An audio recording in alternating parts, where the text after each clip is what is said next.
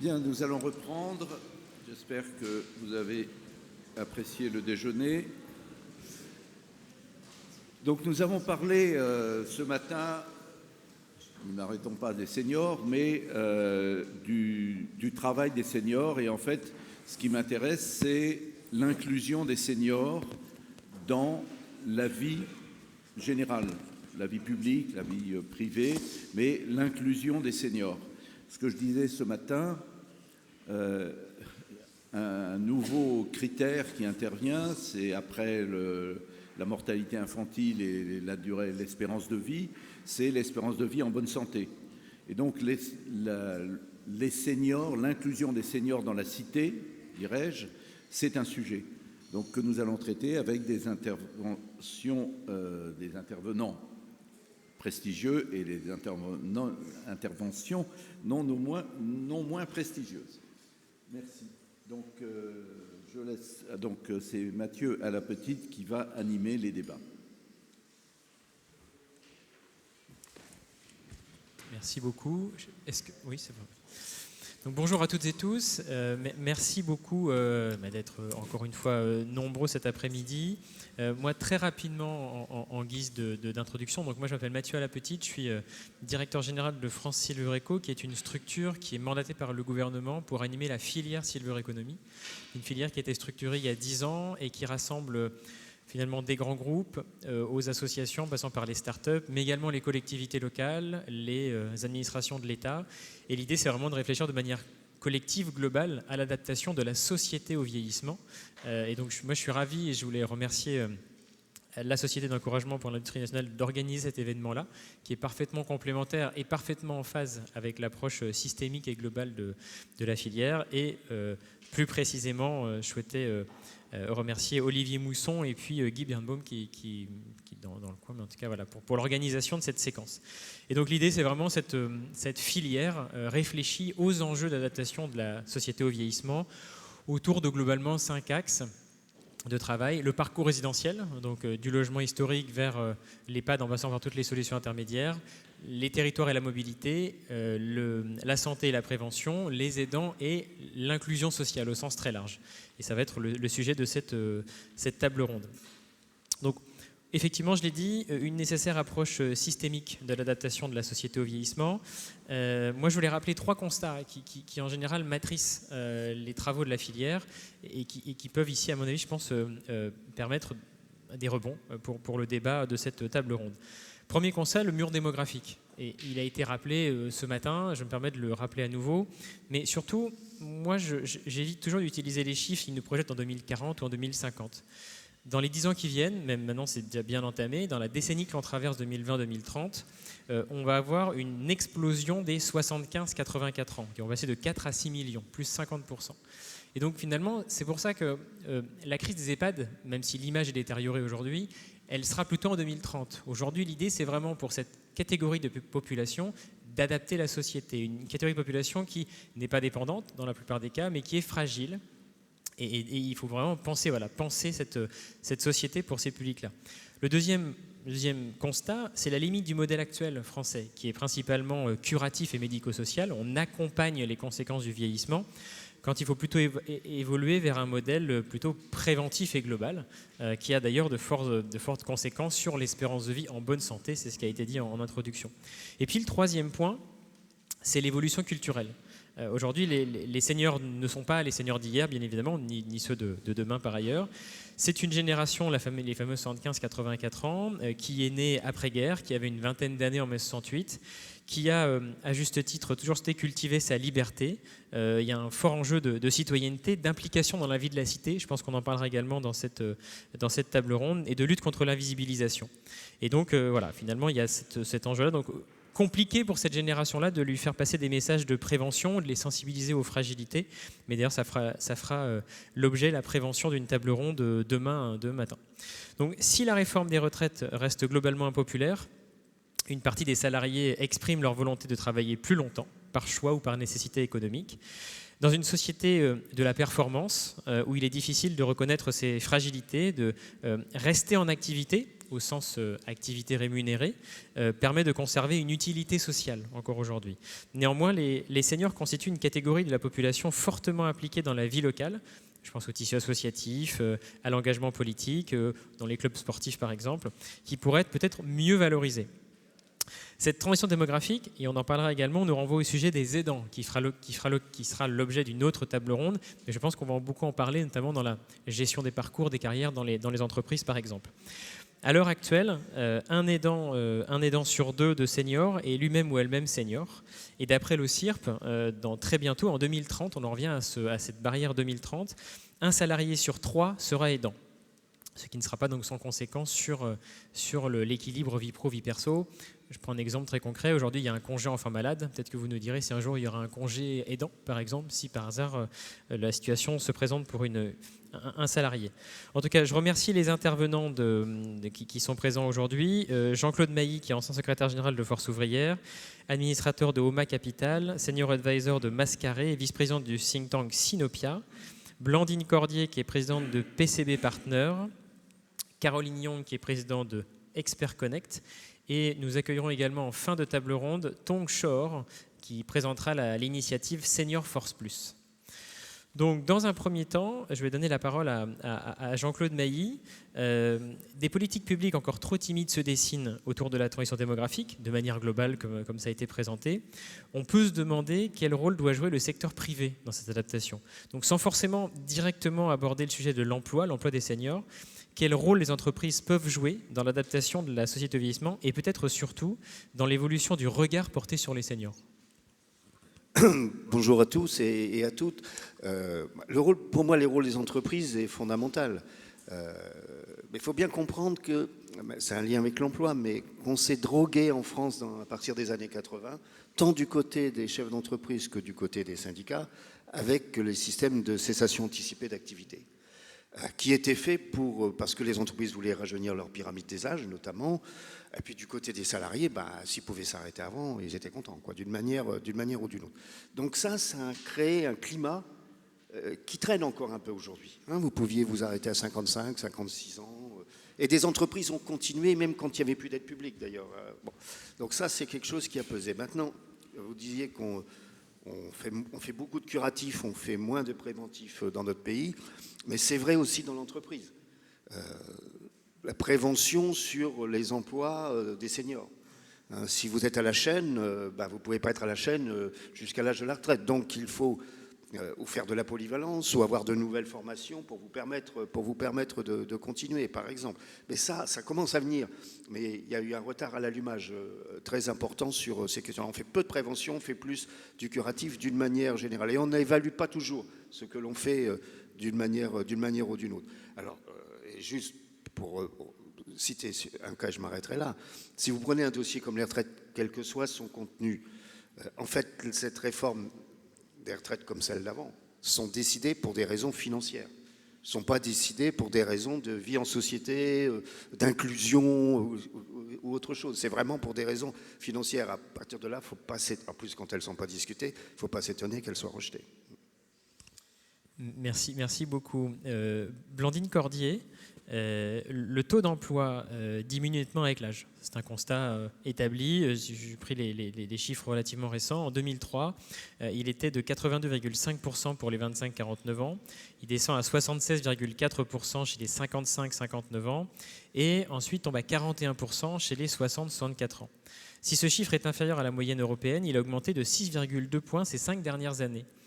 Quel regard portez-vous sur ces chiffres et est-ce qu'il y a des inégalités derrière ces chiffres-là? Est-ce qu'il y a une homogénéité? Voilà. Quel regard vous portez sur ces chiffres-là? Et d'où vient par ailleurs cette augmentation sur ces 5 dernières années? Je confirme complètement ces chiffres-là. Et effectivement, les inégalités dépendent beaucoup des fonctions, dépendent beaucoup des secteurs, dépendent beaucoup des régions et dépendent beaucoup des personnes et des entreprises. Il y a des entreprises qui ont des politiques sociales d'accompagnement des seniors et donc ils font tout pour maintenir les seniors dans l'emploi. Et ça dépend aussi si les entreprises ont besoin de maintenir ces seniors dans l'emploi. Donc là aussi, toutes les entreprises ne sont pas dans le même bateau parce qu'en fonction de leur secteur d'activité, de l'expertise de leurs salariés, sur un domaine ou sur un autre, elles sont obligées de maintenir ces personnes-là ou pas. Et si elles ne peuvent pas le maintenir pour une raison, vous parliez effectivement de l'inaptitude tout à l'heure, et effectivement dans certains postes, au moment où on vieillit, entre guillemets, on n'est plus capable d'assumer telle ou telle fonction, il est très difficile de les remplacer. Il n'y a plus les juniors pour assumer le rôle, et ceux qui sont en poste n'ont pas cette expertise-là.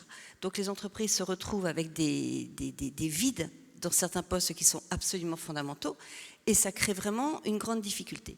Et puis il y a d'autres fonctions où effectivement il y a pléthore sur le marché, il n'y a pas une expertise particulière, opérationnelle, où là effectivement les gens sont entre guillemets interchangeables, et là on a un gros problème de recrutement ou de maintien dans l'emploi des seniors, parce qu'il y a un certain jeunisme ou discrimination liée à l'âge, où les personnes, ou les entreprises, ou les RH considèrent qu'il vaut mieux renouveler les personnes en poste et prendre des personnes qui ont 45, 50 ans, plutôt que de maintenir quelqu'un qui en a 58 ou plus, considérant que les personnes qui auront 40, 45, 50 ans maximum seront plus agiles, plus flexibles, plus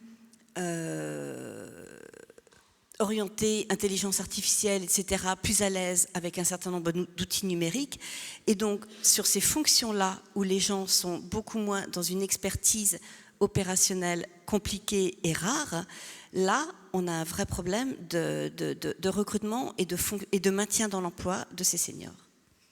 Alors, c'est la transition avec le chiffre, en fait, on a, nous, la filière, mené avec le cabinet PSG Group une étude, fin d'année dernière, pour un peu comprendre le ressenti des salariés vis-à-vis de ces sujets d'âge et d'implication de l'entreprise. 53% des candidats, peu importe leur âge, là c'est vraiment dans la vie active de manière globale, avec un échantillon représentatif, 53% des candidats se sont déjà sentis discriminés du fait de leur âge dans un processus de recrutement. Quand on regarde les différentes catégories d'âge, 38% chez les 40-49, déjà 38%, 57% chez les 50-59 et 63% chez les 60-64.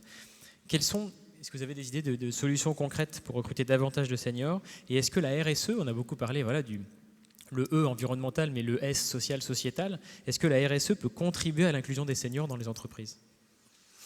Beaucoup de questions dans une seule. J'ai effectivement un cabinet de recrutement, je dirige un cabinet de recrutement qui est spécialisé dans les fonctions support des entreprises, pour avoir été moi-même avocate et directeur juridique pendant une vingtaine d'années dans des groupes auparavant.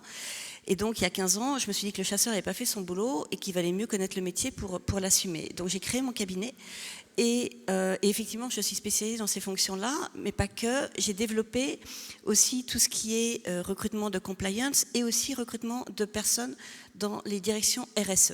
C'est pour ça que je rebondis sur ça, parce qu'effectivement, on voit bien comment ces fonctions-là ont évolué dans les organisations depuis plusieurs années et comment ces fonctions-là sont considérées dans les entreprises.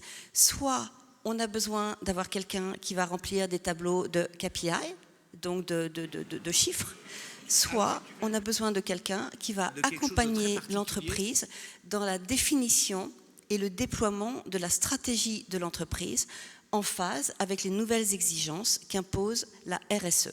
Sachant que la RSE, ce sont 3 piliers: responsabilité sociale, environnementale, sociale et sociétale.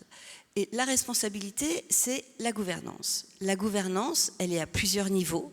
Elle est au niveau de la direction générale et du conseil d'administration. Il ne faut surtout pas l'oublier, parce que c'est là où ça commence. Et c'est le conseil d'administration qui détermine la stratégie de l'entreprise et qui donne les moyens à la direction générale de la mettre en place.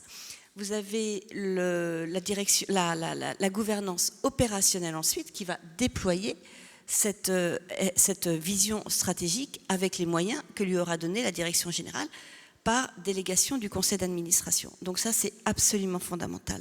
Et effectivement, en fonction des groupes, eh bien, soit vous avez une vision stratégique sur ces sujets-là, si le mot d'ordre est donné par le conseil d'administration qui a une vraie conviction des valeurs et une vraie vision, soit c'est considéré comme un sujet technique et d'expertise, auquel cas vous avez une direction RSE qui va dépendre d'une direction DRH ou d'une direction juridique ou d'une direction compliance ou d'une direction financière, qui va être un N-5 dans l'organisation, qui n'aura aucun moyen, aucune légitimité. Enfin, je suis un peu cassante, mais c'est vraiment ce que j'observe dans les entreprises, dans les organisations, et qui aura juste à mettre en place soi-disant une politique RSE avec des KPI pour montrer qu'ils sont beaux élèves, pour montrer qu'ils ont intégré le sujet et qu'ils le déploient, mais sans conviction, sans valeur et sans vision stratégique. Et là, c'est quasiment contre-productif, parce que plutôt que d'être un élément qui va accompagner le changement de stratégie pour prendre en compte tous ces sujets-là dans l'organisation et dans la gestion de l'entreprise, eh bien, au contraire, il y aura des chiffres, mais derrière lesquels, qui ne seront pas incarnés et derrière lesquels l'entreprise pourra être piégée si jamais un analyste interroge quelqu'un sur l'un des KPI, parce qu'il n'y aura rien derrière. Oui, c'est intéressant de ne pas tomber dans ce travers du social washing, greenwashing, qui a un effet déceptif autant sur l'interne que l'externe finalement de l'entreprise. Il ne faut pas oublier que les parties prenantes sont de plus en plus larges et ont un regard de plus en plus sévère sur tous ces sujets-là. Tout à fait. Caroline Young, j'ai repris encore une fois quelques chiffres de cette étude de fin 2023. Quand on regarde les principales difficultés rencontrées pour retrouver un emploi, quand ces salariés s'expriment, on voit que le tiercé des difficultés est le même entre 50 et 59 et 60 et 64, avec quelques variables sur les chiffres, mais le triptyque, c'est vraiment l'âge, la rémunération et le niveau d'expérience trop élevé. En 2005, vous avez créé donc Expert Connect, j'en parlais en introduction, société dont l'activité est de permettre aux entreprises d'avoir accès aux compétences d'experts retraités de haut niveau dans les domaines scientifiques et techniques. Comment vous réagissez à ces chiffres, premièrement, parce que c'est paradoxal par rapport à ces chiffres-là. Et pouvez-vous nous parler d'exemples de votre activité, de parcours qui fonctionnent bien, ou par contre peut-être de secteurs où on ne ressent pas cette notion de niveau d'expérience trop élevé. Vous pouvez nous en dire un peu plus sur votre activité? Bonjour, alors nous sommes dans le développement durable puisque nous recyclons l'intelligence, puisqu'on fait travailler des retraités. Je vais apporter un angle très différent de mes camarades qui sont ici présents. Nous travaillons dans les compétences rares sur des produits à cycle long, c'est-à-dire où souvent la durée de vie du produit est supérieure à la durée de la carrière de l'individu dans l'entreprise. Donc ce qu'on fait, c'est qu'on met en place des politiques de collaboration post-retraite, on gère les alumni retraités pour les grands groupes industriels, sur des compétences qui n'existent plus en fait. Et on va à la chasse aux retraités lorsqu'il s'agit de trouver des compétences qui n'existent pas sur le marché du travail. Bien sûr que nos clients, encore il y a quelques années, mais ce sentiment est en train de disparaître complètement, cherchaient idéalement la personne qui avait 25 ans d'expérience et 35 ans d'âge. Donc aujourd'hui, on gère des milliers de retraités qui continuent à travailler chaque année. Notre plus grand client, c'est EDF, mais on travaille pour Thales, pour Airbus, pour des quantités de groupes sur vraiment des sujets de technologie de pointe. Et depuis le Covid, je dirais qu'il y a eu un basculement de la part de nos clients, c'est-à-dire que l'âge de nos candidats ne fait plus partie de la conversation. Absolument plus. Je propose des profils d'ingénieurs spécialisés ou même assez standards, parce qu'il n'existe plus ces métiers spécifiques sur le marché du travail, de 70 ans. On ne me pose pas la question de l'âge du candidat. Donc ça, c'est un vrai changement. Et pourquoi ça se passe comme ça? C'est que nécessité fait loi. Aujourd'hui, depuis une dizaine d'années en Europe, on perd tous les ans 1 million de personnes en âge de travailler, c'est-à-dire entre les bornes, l'âge d'entrée sur le marché du travail et l'âge de sortie. Alors 1 million, ça ne paraît pas beaucoup comme ça, bon, on est 350 millions en Europe, mais en fait, ça joue sur la marge de manière absolument spectaculaire sur la disponibilité des gens dans l'emploi, et notamment les jeunes qui arrivent sur le marché du travail. Pour les seniors, c'est pour tout le monde. Et ça explique aussi beaucoup l'attitude des jeunes aujourd'hui. Merci infiniment à toutes les trois, c'était passionnant. Rendez-vous le 12 novembre pour le plan d'action. Mais ils ont très bien compris également parfait enchaînement avec... Donc on est au point de bascule démographique là, en termes de ressources sur le marché du travail. Donc nous, on est une tête de pont sur les compétences sur lesquelles nous travaillons. Mais je pense que ça va s'étendre à tous les secteurs de l'emploi. Je vous donne un exemple. En Suisse, ils ont estimé, donc la Suisse, il y a 9 millions d'habitants, très forte immigration, etc., etc. En Suisse, ils ont estimé qu'en 2035, il manquerait 430 000 personnes pour travailler. Voilà. Qui va faire le job? C'est la question que pose le gouvernement aujourd'hui. Donc ce n'est pas difficile, il y a 3 moyens. Il y a meilleure participation des actifs au marché du travail, aller chercher les femmes chez elles qui ne travaillent pas encore ou pas à plein temps, etc. Il y a l'immigration, et puis évidemment, il y a l'allongement de la durée de vie en activité professionnelle. Donc il y a peut-être une source dont on n'a pas tellement parlé aujourd'hui, mais qui va nous aider à survivre à ce tsunami d'absence de compétences, qui est l'IA. Et finalement, l'IA va peut-être remplacer beaucoup de jobs sans grande valeur ajoutée ou par automatisation, et on va pouvoir recycler, alors ça ne concerne évidemment pas tout le monde, mais recycler une partie des gens qui sont compétents pour faire le boulot pour lesquels il n'y aura plus de ressources humaines disponibles sur le marché du travail.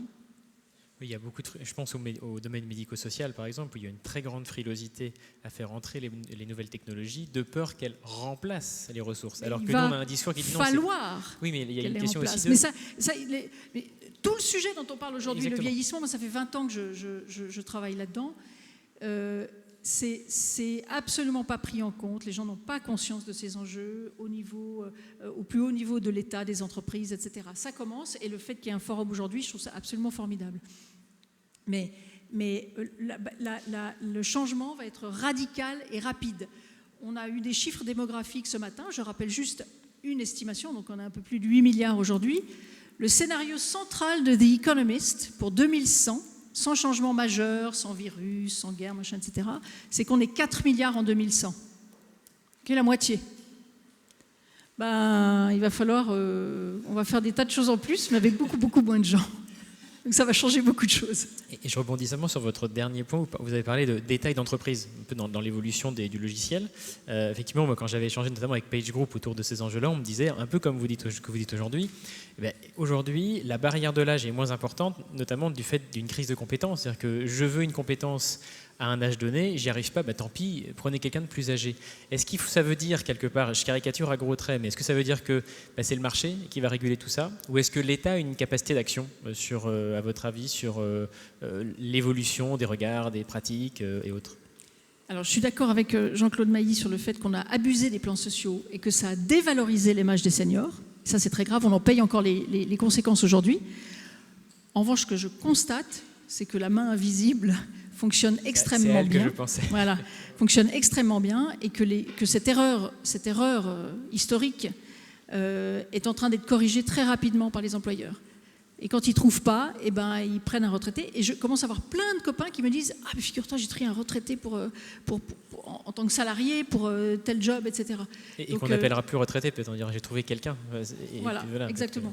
Donc c'est en train de basculer très vite. Moi, j'ai regretté dans la négociation sur les retraites qu'on passe autant de temps sur les questions d'emploi des seniors, alors que normalement, de nouveau pas pour tout le monde, il y a des politiques de formation, etc., d'adaptation, mais normalement, ce problème devrait quand même être réduit singulièrement dans les années qui viennent.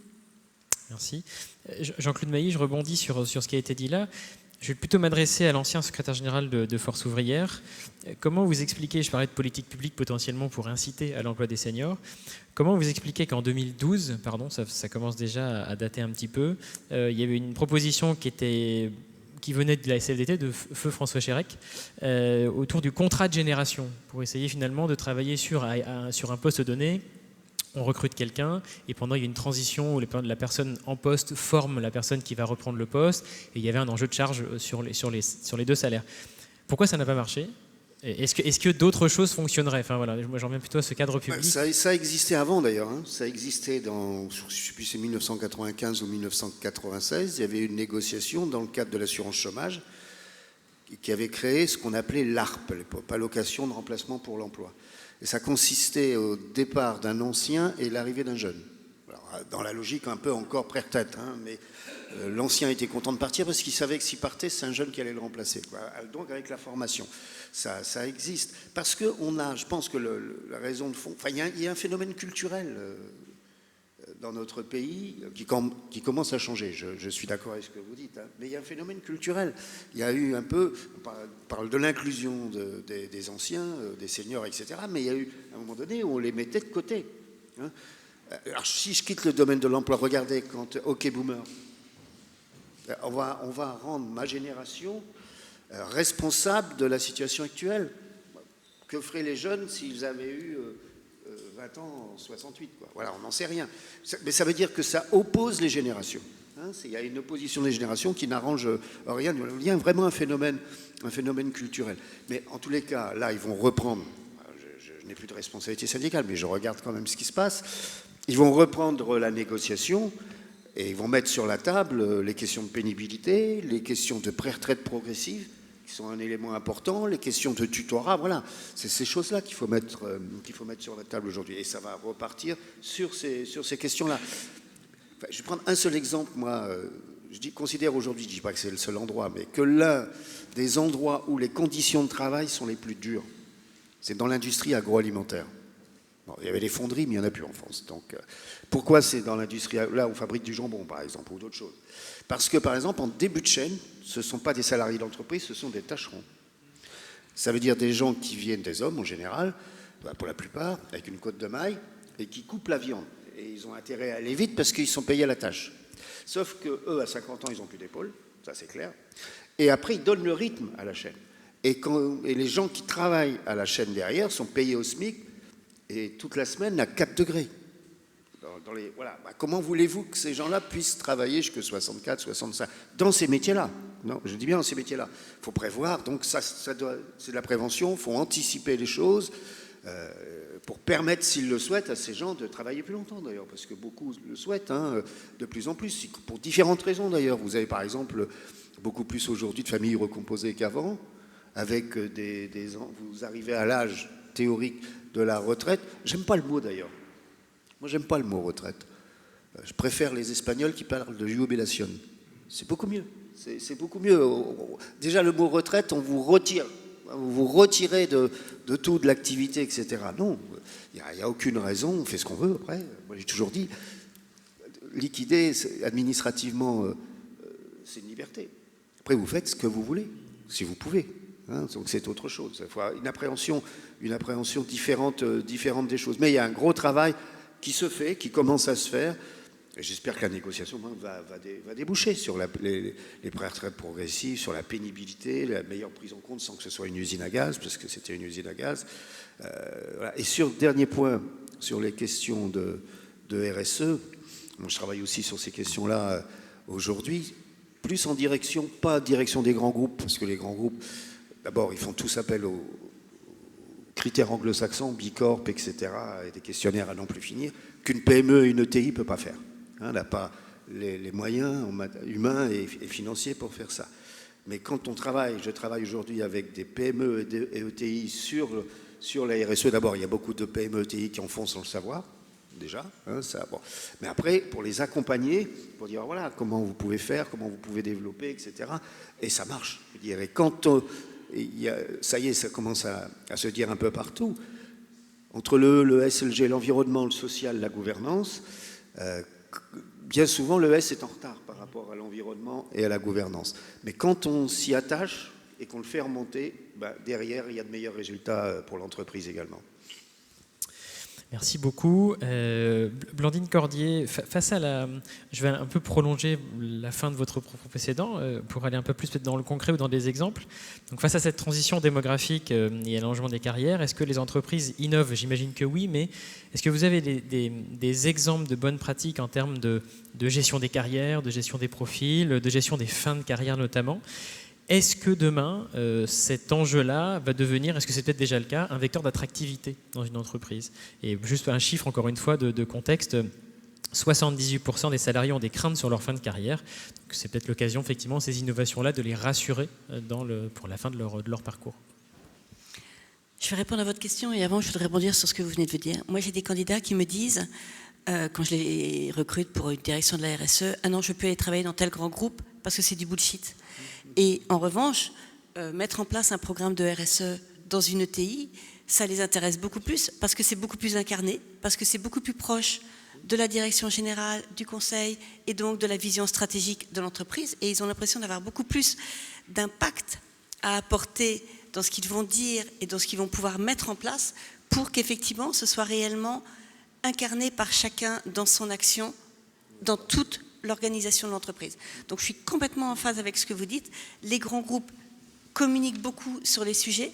Les entreprises ETI, PME communiquent moins parce qu'elles ont moins de moyens, donc elles ont moins de moyens de communication. Mais en revanche, c'est beaucoup plus incarné parce que c'est aussi un instinct de survie puisque les grandes entreprises avec lesquelles elles bossent, elles sont partenaires, ont besoin, exigent de leur demander, enfin, exigent de savoir où elles en sont en termes de RSE, donc elles en font sans le savoir, ou en le sachant, mais en le communiquant moins, mais c'est beaucoup plus réel.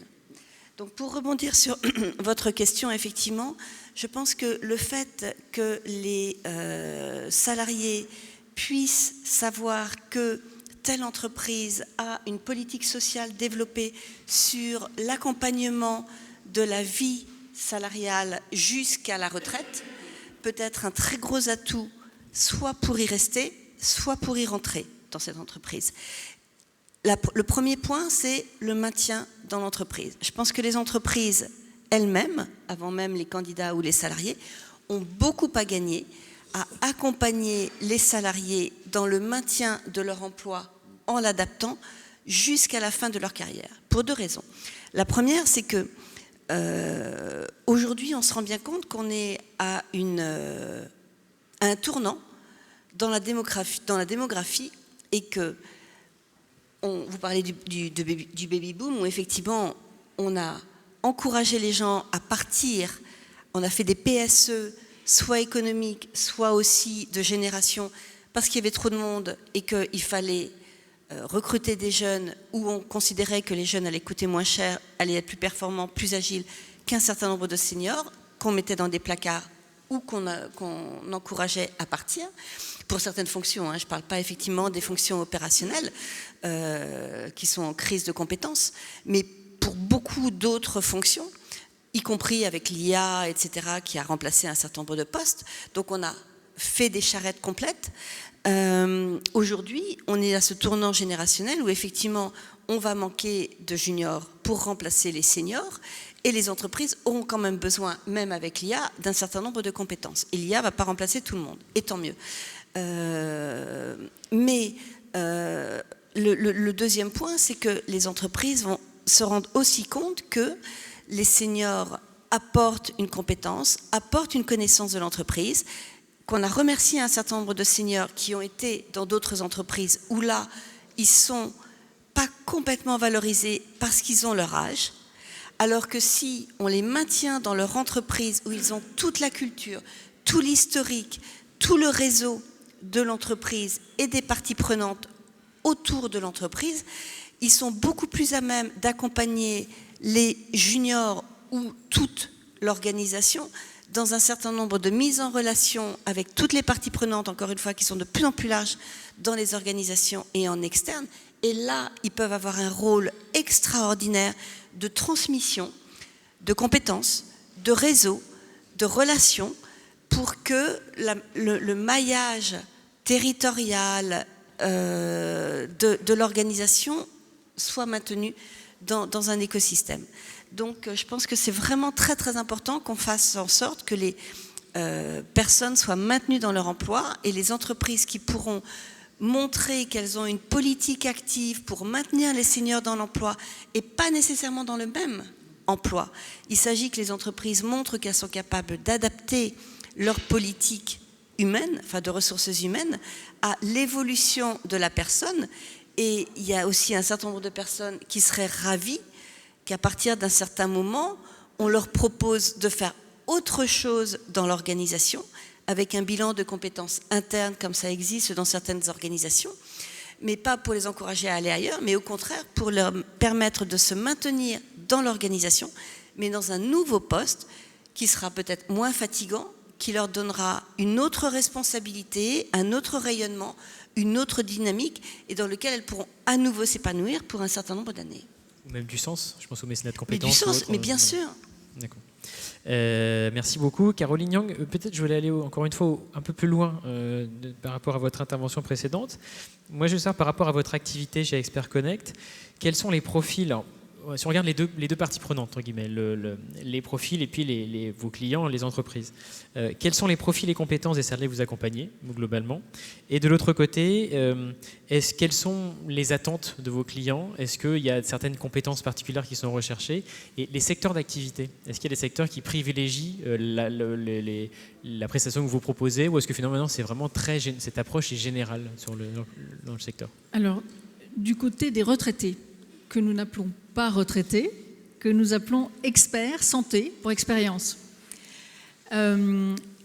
Franchement, il y en a une quantité infinie qui a envie de garder une activité professionnelle. Ce n'était pas le cas quand on a démarré il y a 20 ans, parce qu'on les avait tellement convaincus qu'ils piquaient le boulot des jeunes qu'ils étaient un peu timides par rapport à ça.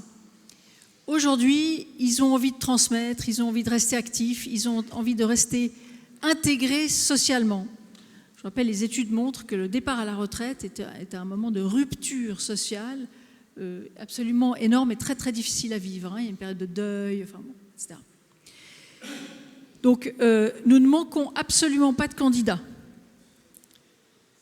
en général.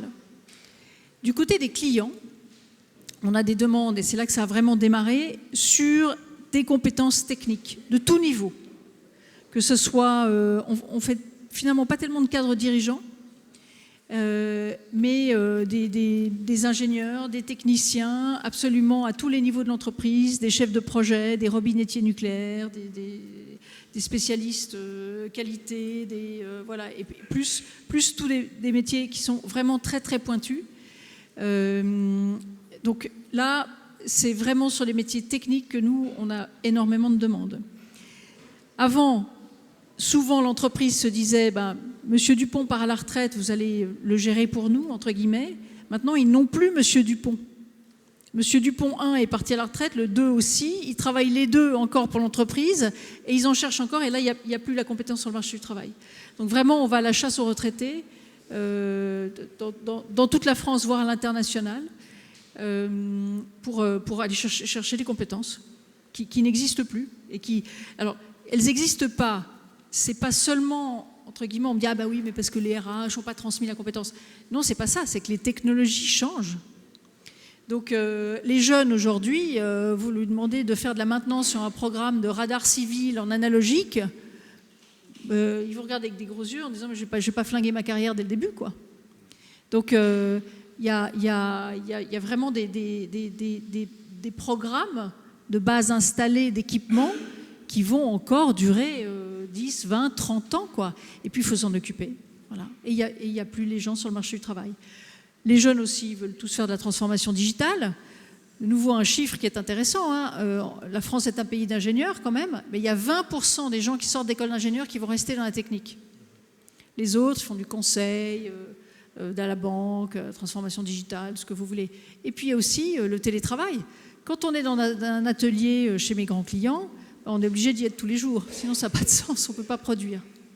Donc voilà, il y a des changements sur le marché du travail qui font que les experts ont une grande valeur. Merci beaucoup, mais peut-être pour rebondir tout de même, est-ce qu'on n'a pas, et là j'aimerais poser la question à vous trois, est-ce qu'on n'a pas quand même un problème de conservation des compétences dans l'entreprise? Oui, ça coûte cher et il n'y a pas l'argent. Voilà, d'accord, c'est un petit peu ça le regard. Est-ce que et en même temps, ça coûte beaucoup plus cher de faire venir l'expérience d'ailleurs que de maintenir l'entreprise. Mais il est trop tard quand on s'en rend compte. Ou les cabinets. Et où on arrive, ça renvoie à tous ces enjeux autour de la désindustrialisation, par exemple, où finalement, du secteur nucléaire, par exemple, où on perd la compétence et après, on ne sait plus où aller la chercher et on va la chercher. Voilà. Donc, j'avais chacun un regard sur cette conservation des compétences, transmission des compétences dans l'entreprise. Ce n'est pas simplement dans l'entreprise, c'est y compris dans la fonction publique. Oui, bien sûr. Parce que dans la fonction publique, au fil du temps, on a fait disparaître certaines activités. Par exemple, le secteur, ce qu'on appelait dans le temps le ministère de l'équipement, je ne sais plus comment il s'appelle maintenant, transition, il change tout le temps de nom, peu importe. Mais il y avait un service de recherche. Il y avait des ingénieurs qui faisaient de la recherche et c'est eux qui avaient inventé ce qu'on appelle l'enrobé drainant pour les routes, hein, qui permet, quand il pleut, de... Bon. Et après, les Bouygues, etc., Vinci l'ont utilisé. Ben, ce service-là n'existe plus aujourd'hui. Donc, il y a des compétences qu'on n'a pas renouvelées. On a progressivement fermé toute une série de secteurs et on n'a pas su, y compris dans la fonction publique, conserver les compétences. Vous vouliez ajouter un point sur la partie compétences Non, c'est ça. Je pense qu'effectivement, là aussi, ça dépend des secteurs, ça dépend des compétences, ça dépend des régions. Mais c'est sûr que c'est un vrai fléau. Merci beaucoup. Jean-Claude Mailly, peut-être pour prendre un petit peu de hauteur par rapport au sujet vraiment des seniors dans l'entreprise, j'ai parlé tout à l'heure en introduction d'activités rémunérées, d'activités non rémunérées, et parfois des activités non rémunérées ont tout de même un impact sur le quotidien et autres, mais qui n'est pas objectivable peut-être. Dans cette même étude, on observait que 24% des retraités sont adhérents ou bénévoles dans une association, et donc par la même occasion, comme je l'ai dit, font vivre le tissu local. À votre avis, comment, quelque part, donner de la valeur à ces activités-là ? Quel statut y donner ? Et comment faire en sorte qu'on casse un petit peu, et là j'en reviens exactement à ce que vous disiez sur le terme de retraité, on a aujourd'hui un rapport très binaire entre la personne active et la personne retraitée. Ça amplifie encore cette cassure, ce traumatisme qui arrive vraiment la frontière est très très forte entre les deux. On ne lisse pas du tout les parcours. Comment faire pour sortir de ce rapport binaire entre le salarié actif et puis le retraité inactif ? En considérant d'abord que la notion d'activité, elle n'a pas de fin. Enfin, la seule fin qu'elle a, c'est celle qu'on décide soi. Voilà, j'arrête, je fais autre chose, etc. Donc, je pense qu'il faut bien avoir ça en tête d'une manière ou d'une autre. C'est vrai que beaucoup d'associations en France fonctionnent grâce à des personnes qui ont pris leur retraite, qui ne fonctionneraient pas sans ça. Ça veut dire il y a deux choses au moins, il y en a peut-être d'autres. Je pense qu'il y a une reconnaissance. On acquiert aussi une compétence quand on est dans une association. Comment on la reconnaît, cette compétence ? Je crois que c'est un premier élément. Et un deuxième élément, qui est un problème d'actualité d'ailleurs, est-ce que parce que vous êtes bénévole dans une association ou ailleurs, on ne pourrait pas trouver un système qui vous permette d'avoir une mutuelle ou une complémentaire ? Parce qu'aujourd'hui, vous avez beaucoup de retraités. D'abord, les tarifs pour les retraités ont énormément augmenté. Et vous avez beaucoup de retraités, ça va encore augmenter, qui ne peuvent plus avoir de mutuelle. Donc c'est des questions qu'il faut se poser. Dernier point, je crois que c'est l'INSEE avait évalué ça, mais il y a quelques années, à 36 milliards d'euros par an en France. L'activité, pour garder les petits-enfants, enfin toutes ces activités représentent a priori une somme de 36 milliards d'euros par an. Et ça, c'est pas comptabilisé nulle part. Oui, c'est pour ça d'ailleurs quand on commence à parler de plus mettre à contribution les retraités, là typiquement sur les efforts financiers qu'on va devoir assumer, il y a des seniors qui disent mais nous en fait on est peut-être un peu plus riches que la moyenne, mais on a des valeurs ajoutées entre guillemets même économiques qui ne sont pas négligeables. Garde d'enfants, on aide financièrement nos enfants, c'est quelque chose sans forcément que ce soit objectif par ailleurs. C'est vrai qu'il y a un sujet là-dessus.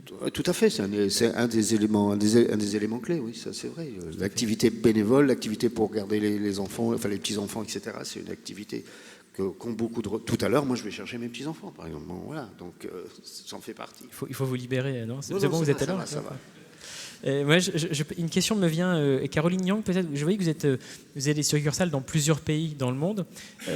Est-ce que vous avez un exemple de bonne pratique qui se passe à l'étranger et qu'il n'y a pas en France, typiquement en termes de regard porté sur les salariés seniors, de capacité à conserver la compétence ? Est-ce qu'on fait mieux Sûrement, oui, mais est-ce que vous avez un exemple de quelque chose qu'on fait mieux en dehors à l'étranger et qu'on devrait mettre en place en France ? Alors, je ne sais pas, mais je vais vous donner un exemple très concret. Il y a quelques mois, j'ai été appelée par le Québec, Montréal, les autorités du Québec, qui nous ont dit, on a entendu parler de vous, est-ce que vous pouvez nous expliquer ce que vous faites ? On explique. Ils ont dit, on va vous aider on a besoin de vous à Montréal, on va vous aider à créer une filiale ici, et vous allez nous aider. Alors, la situation du Canada, c'est très intéressant. On peut partir à la retraite à partir de 55 ans.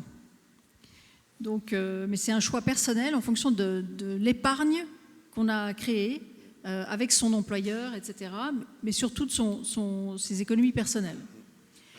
De fait, les gens partent assez tôt à la retraite. Ils ont des programmes dans le monde entier pour aller sourcer et faire immigrer au Québec. Je parle du Québec parce qu'ils sont francophones. Ils ont beaucoup de peine, ils veulent absolument des gens qui parlent français. Donc ils ont des programmes absolument incroyables pour aller prendre des francophones dans tous les pays du monde. Tous ceux qui parlent français, vous avez une chance de trouver un permis de travail pour aller au Québec. Mais ils n'ont pas d'expérience. Parce que les vieux chez eux partent à la retraite beaucoup trop tôt, pour certains. Ils ont énormément d'argent et ils ont des programmes d'infrastructures absolument gigantesques, notamment sur la transition écologique. Hein, ils sont en train de construire des trains, ils ont des programmes absolument incroyables. Et donc, ils nous ont demandé en fait de leur envoyer des ingénieurs français, francophones, pour aller les aider sur des grands projets au Canada. Donc eux, ils ont vraiment, c'est intéressant parce qu'ils ont vraiment abouti leur réflexion, en train de se dire comment on peut faire finalement pour assurer que ces grands projets de transition écologique vont bien avoir lieu, parce qu'on a un manque de ressources pour les mettre en œuvre. Il ne manque pas d'argent. Nous, on manque d'argent. Donc voilà, on parlait de garder les compétences dans les filières. On travaille beaucoup dans le nucléaire. Donc le président Macron a signé 6 EPR, mais on sait qu'il va falloir qu'on en construise 14. Ils ne sont pas financés. Non, mais ils ne sont pas financés. Donc à partir du moment où ils ne sont pas financés, toute la filière aujourd'hui est dans une position attentiste. Plus on attend, plus les gens qui sont partis à la retraite, parce qu'un retraité qui ne travaille pas, c'est comme un chômeur de longue durée. Plus vous attendez, ce n'est pas une question d'âge, c'est l'éloignement du marché du travail. Et donc nous on leur dit, c'est très bien, on garde vos experts actifs, mais jusqu'à quand? S'ils ne travaillent pas, à un moment... ça s'arrête et d'abord ils sont devenus maires de leur village, ils sont dans des associations, ils ont moins le temps, etc., sans parler de la mise à jour des questions techniques. Mais nous, on n'a pas les moyens de nos ambitions. Le premier problème chez nous, c'est un problème de budget. Voilà, l'instabilité politique fait que quand même, on n'est quand même pas sûr que quelqu'un va nous prêter de l'argent pour construire 14 EPR. Mais on fait de l'inclusion politique avec votre Premier ministre, quand même. Alors, 73 ans, 73 ans, c'est super. C'est un retraité super actif. Merci beaucoup. Alors, moi, j'ai une dernière question un peu commune, avec une réponse peut-être assez courte. Mais c'est un petit peu ce qu'on s'est dit pendant cette heure à peu près d'échange. On commence à objectiver vraiment scientifiquement le fait que garder une activité, rémunérée ou non, maintient en bonne santé. Ça, c'est vraiment quelque chose que les gériatres et autres commencent vraiment à objectiver. Si je reprends l'expression de la Commission européenne, elle a sorti un Green Book, un livre vert il y a quelques années, c'était le vieillissement actif et en bonne santé. Est-ce que ça, je pense que ça doit peut-être être l'objectif quelque part à terme en France, c'est vraiment de vieillir, d'être resté actif, quelle que soit son activité en bonne santé. Si vous aviez une idée, une mesure, une proposition à mettre en place, privée, publique, pour justement contribuer à ce vieillissement actif et en bonne santé, quelle serait cette proposition? Alors moi, j'ai un chiffre quand même. Ils ont mesuré que chaque année supplémentaire de travail repoussait Alzheimer de 3 mois. Voilà, c'est très concret. Donc plus on reste en activité avec des contraintes professionnelles, ce n'est pas forcément du plein temps, des contraintes, vous pouvez être porteur de la maladie d'Alzheimer, mais qui n'aura pas d'effet. Donc, chaque année supplémentaire de travail repousse Alzheimer de 3 mois. Ça, c'est sur Alzheimer, mais ils sont convaincus que ça marche aussi sur le reste. Sauf qu'ils ont pu faire l'étude sur Alzheimer parce que c'est vraiment une maladie de personnes âgées. Donc, on a pu isoler ce problème-là. Donc, l'effet sur la santé de l'activité, elle est spectaculaire. Et à l'inverse, c'est vraiment toujours l'enjeu de la rupture du lien social qui entraîne un cercle vicieux, vraiment dans les deux sens. Donc effectivement, il y a un côté très vertueux à rester en activité, je reviens à ça, quel qu'il soit. Jean-Claude Mailly? Oui, mais je crois que l'une des idées, c'est vous n'êtes pas retiré de la société, vous êtes encore actif, mais vous pouvez être actif différemment. Voilà, comme vous le voulez en fait. Je crois que c'est un des éléments importants. Et on connaît tous, moi j'en connais plusieurs, des personnes qui prennent leur retraite, qui n'ont rien prévu, alors je vais caricaturer, qui sont dans le canapé à regarder la télé toute la journée, vous pouvez vous dire que rapidement, ils dépriment ou ils ont des problèmes de santé. Et que ceux qui sont en activité, avec un calendrier, peut-être pas toute la journée, bien entendu, mais avec, entre guillemets, des contraintes, etc., en général, ils se portent mieux. Blandine Cordier. Moi, je pense que vous parliez tout à l'heure des associations. Je pense qu'on pourrait développer l'implication des salariés dans un certain nombre d'associations professionnelles, extra-professionnelles, de proximité, pendant qu'on est dans la vie active. Et en termes de RSE, si on développait la communication sur qui est dans quelle association locale, comment est-ce que l'entreprise peut aider telle association locale à se développer, à rayonner, etc. Ça donnerait beaucoup de sens à ce que les uns les autres font chacun dans leur coin, sans surtout en parler à leur employeur, parce que, entre guillemets, ça n'a rien à voir, et il pourrait y avoir une interprétation.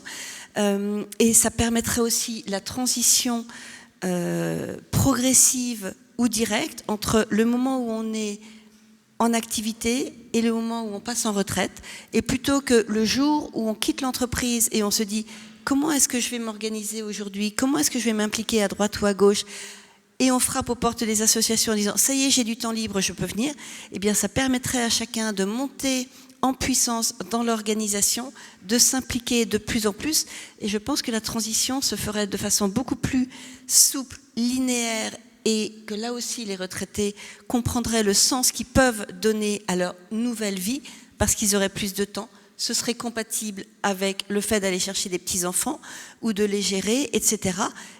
Ou une santé qui va déclinant, mais au moins ils ne resteraient pas focusés sur leurs problèmes de santé avec le rendez-vous médical de la journée. Ils auraient autre chose à faire dans la journée.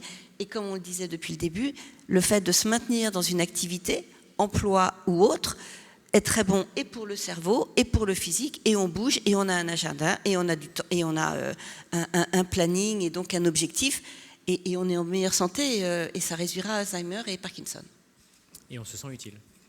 Et c'est surtout donner du sens. Et je pense qu'en termes de RSE, on est vraiment dans le fondamental de comment on peut évoluer, et chacun et l'entreprise. Tout à fait, tout à fait. Bah, écoutez, merci beaucoup. C'était vraiment passionnant cet échange.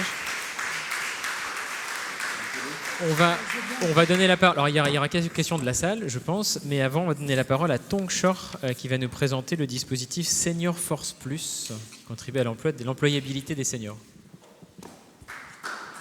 Merci beaucoup. Merci. Alors, moi, je suis dirigeant d'entreprise de technologie. Personnellement, en fait, Senior Force Plus, c'est une association à but non lucratif. Donc, nous avons créé cette association avec un collectif de professionnels de tout âge, de tous milieux sociaux, professionnels, parce que nous sommes convaincus que nous pouvons contribuer, tout en tant que nous sommes citoyens, à améliorer l'employabilité des seniors. Alors, Senior Force Plus a pour objectif de contribuer à augmenter le taux d'emploi des seniors en France. Nos actions sont orientées pour aider les entreprises à atteindre leurs objectifs de développement durable. Vous savez que les objectifs de développement durable qui en comptent 17, donc nous aidons les entreprises à atteindre 5 de ces objectifs. Par ailleurs, nous souhaitons aussi contribuer à aider la France, évidemment, à améliorer son économie grâce à l'emploi des seniors. Enfin, nous pensons que la contribution de Senior Force Plus permet d'avoir un futur peut-être un peu plus inclusif pour tout le monde, parce que forcément un jour, on sera tous seniors. Alors, comment faisons-nous concrètement ? Concrètement, nous proposons 2 choses. La première chose, c'est 2 outils à la disposition des entreprises. Le premier outil est un Senior Score, qui est un scoring, en fait. C'est un instrument transparent et objectif qui permet à l'entreprise d'évaluer son engagement en fait, envers les employés, enfin les salariés seniors. Il permet surtout en fait, de construire un dialogue constructif entre la direction et les partenaires sociaux. Le deuxième outil, c'est un guide pratique qui vient complémenter donc, le Senior Score.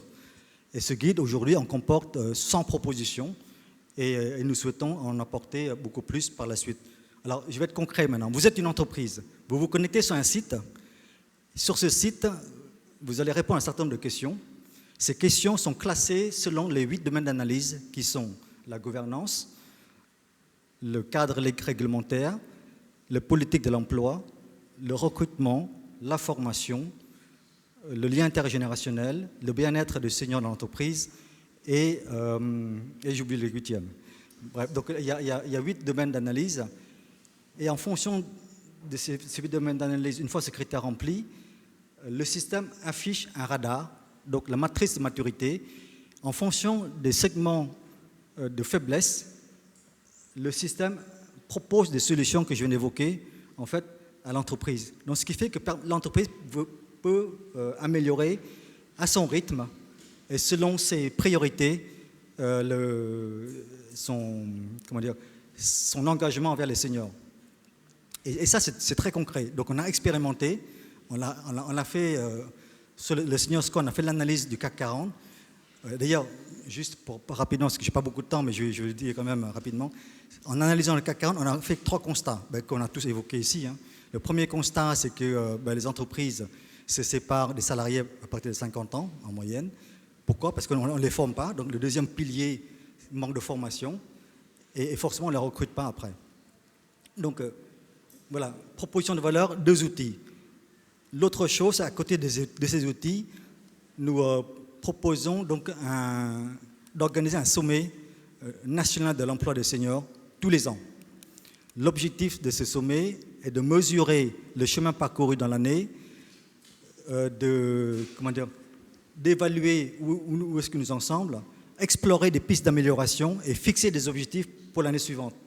Donc d'année en année, on essaye comme ça d'améliorer l'emploi des seniors par des mesures, par la mise en place des outils. Alors, donc nous on n'est pas ni politique, ni rien du tout. Nous sommes que des professionnels qui ont un emploi. On vient aider, donner un coup de main à la société. Et moi, personnellement, je suis dans la technologie, donc ça fait 20 ans que je dirige des boîtes américaines et anglo-saxonnes. Donc, ce qui m'importe, c'est le résultat.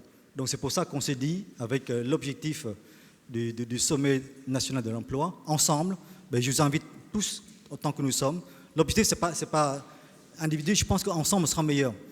Entreprises, associations, représentants de l'État, pouvoir public, etc. Essayons de faire quelque chose de plus grand que nous. C'est ce que nous essayons de faire chez Senior Force Plus. Et je remercie Guy Borenbaum de m'avoir permis de m'exprimer devant vous. Et merci à vous tous pour votre attention.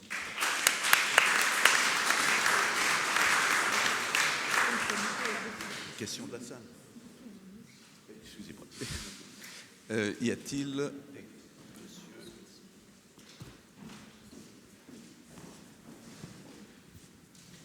Merci. Oui, François-Noël Tissot. Mon expérience personnelle d'une inclusion réussie de seniors, ça passe par une mobilité professionnelle. Pas nécessairement le même employeur, pas nécessairement le même métier, ni même la même fonction. Et à cette expérimentation, je me rends compte qu'il y a plein de choses trappes interstitielles qui résultent que j'observe, mais je ne suis pas certain que ce sont vraiment des choses trappes interstitielles.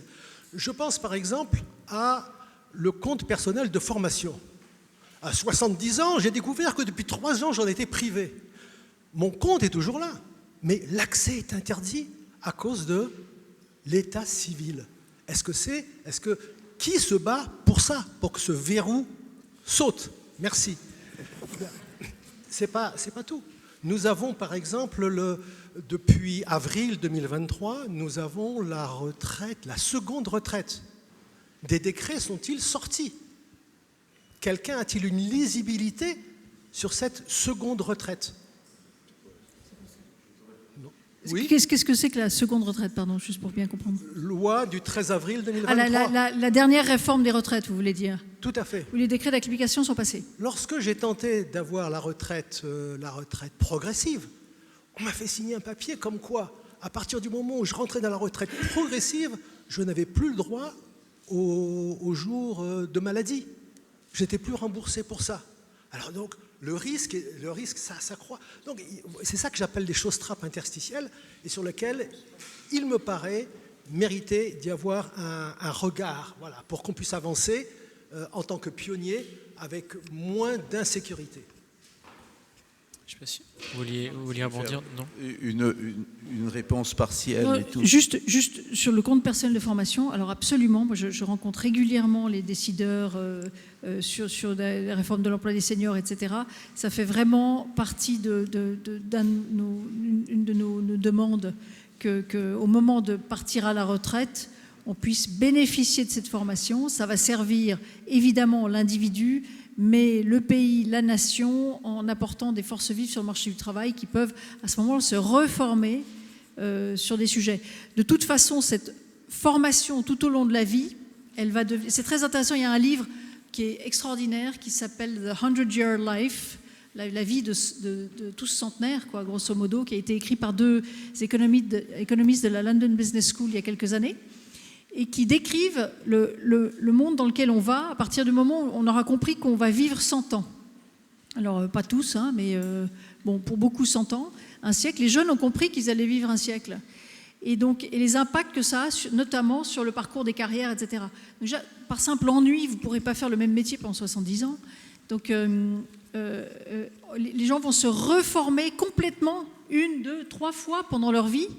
Et une formation de spécialiste, c'est à peu près 2 ans à plein temps. Hein.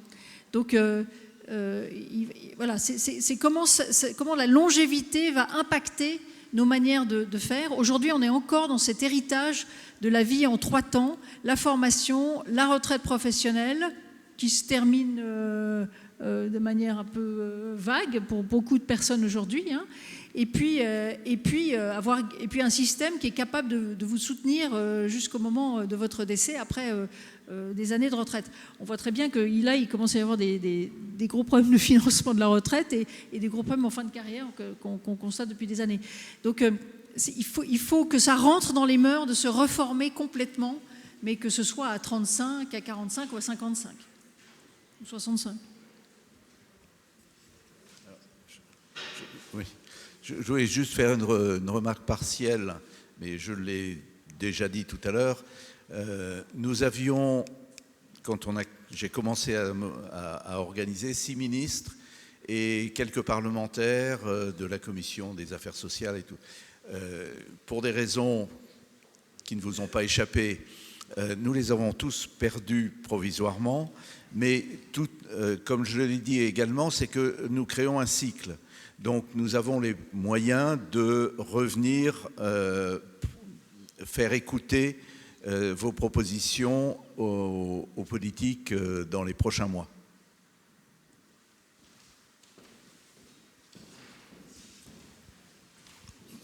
Merci à tous pour vos propos. Madame Young, bonjour. Delphine Gouchot. Je porte le projet de l'alternance pour les seniors et qui était corrélé au projet d'une alternance tout au long du parcours étudié par Madame Carole Grandjean. Ce que vous faites est vertueux, mais avant d'être à la retraite, il y a encore des personnes qui sont sans emploi. Ça voudrait dire que parmi ces personnes sans emploi, vous n'avez pas d'experts ? Alors, en fait, nous occupons, mais vous allez vite comprendre, on s'occupe de gens qui sont libérés de la nécessité de trouver un emploi à plein temps. Voilà. Alors, mais c'est là que la demande de nos clients, elle est très différente entre...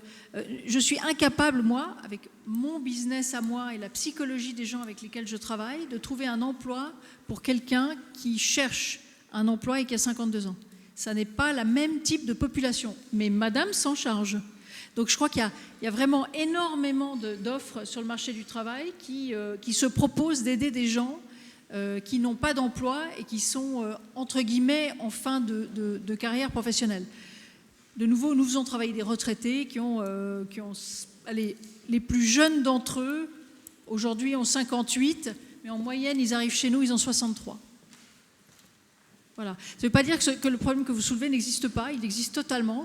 Et il y a beaucoup de cabinets sur le marché qui existent sur cette offre-là. Et je rebondis justement parce qu'effectivement, sur ces denrées rares, on va chercher les retraités. Sur les autres denrées qui sont moins rares et où il y a un mélange de juniors et de seniors, c'est beaucoup plus compliqué de recruter quelqu'un qui a 50 ans que quelqu'un qui en a 45. Et là aussi, ça dépend des organisations et des groupe anglo-saxon ou plus européen, un groupe anglo-saxon n'aura aucun problème à recruter quelqu'un qui a 60 ans, même s'il doit partir en retraite dans 7 ans, parce qu'en 7 ans, il peut faire des miracles, alors qu'un groupe européen, pour ne pas dire français, hésitera à recruter quelqu'un qui a 50 ans, qui a passé la barre des 50 ans, horrible, année horribilis, parce que justement, il préférera avoir quelqu'un qui aura 45 ans, qui sera plus agile, qui sera plus flexible, qui sera plus adapté aux évolutions numériques et qui pourra s'inscrire beaucoup plus dans la durée. Et quand je dis à un DRH, mais de toute façon, plus on avance et plus l'âge de la retraite recule, donc la personne qui a 50 ans a encore 17 ans, selon l'âge de la retraite de 67 ans, d'exercice professionnel, donc il peut encore vous être utile pendant 17 ans. Oui, mais celui de 45 ans sera là plus longtemps. Donc on marche sur des planètes très différentes en fonction des environnements culturels. Juste un chiffre pour confirmer ce que vous dites. Un salaire sur les salariés qui liquident leur retraite, 1 sur 2 n'est plus en activité. C'est énorme. Ça veut dire qu'il est au chômage, en inaptitude, etc. Mais 1 sur 2. Et entre 58 et 65 ans, 38% seulement des personnes sont réellement salariées dans une entreprise. Donc c'est dramatique. Il y a plein de personnes qui sont laissées sur le bord du chemin. Et moi, j'en vois beaucoup qui font du management de transition, qui à 46 ans me disent « Est-ce qu'il faut que je commence à envisager du management de transition ?» Je dis « Non, ça va vous enlever du recrutement pérenne. Parce qu'à partir du moment où on commence dans le management de transition, c'est qu'on considère qu'on n'est plus capable de prendre un poste pérenne. C'est dramatique. » Bon, mais il y en a encore. J'ai aussi recruté des personnes qui, à 58 ans, ont trouvé des jobs pérennes pour terminer sur une note positive. Il y a une dernière question.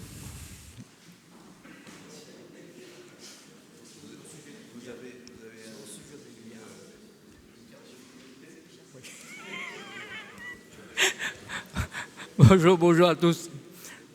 Comment expliquer cette mise en retraite des seniors sur le marché de l'emploi français dans un contexte de pénurie du personnel avec l'émergence exponentielle d'intelligence artificielle générative? La répartition du travail entre génératives risque de devenir un défi colossal. L'IA suscite des questions d'ordre économique et culturel et notamment celle de l'attractivité des seniors en entreprise. La dimension humaine de ces compétences comportementales ou soft skills est une garantie de valeur ajoutée. Comment adaptez-vous cette stratégie de transition?